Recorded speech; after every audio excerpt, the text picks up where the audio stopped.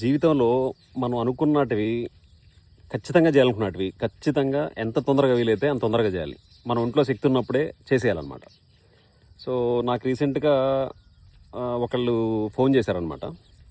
So తన problem ఏంటంటే ఆవిడ తన హస్బెండ్ ఇద్దరు కూడా చాలా సంవత్సరాల నుంచి ప్రకృతి వ్యవసాయం చేద్దాము అనే ఒక థాట్ ప్రాసెస్ ఉండిందనమాట.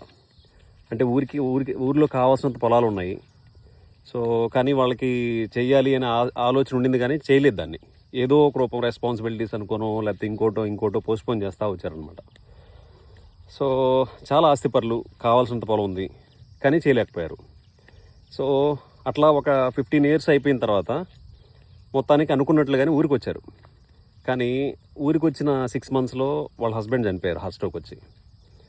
సో ఈ స్టోరీ విన్నప్పుడు నాకు ఎంత బాధ వేసిందంటే, సో వాళ్ళు ఏం పేదవాళ్ళు కాదు. సో వాళ్ళు బాగా రిచ్, కావాల్సినంత పొలాలు ఉన్నాయి. సో కానీ వాళ్ళు అనుకున్నది ఏదో ఒక రూపంలో పోస్ట్పోన్ చేసుకుంటూ వచ్చారు.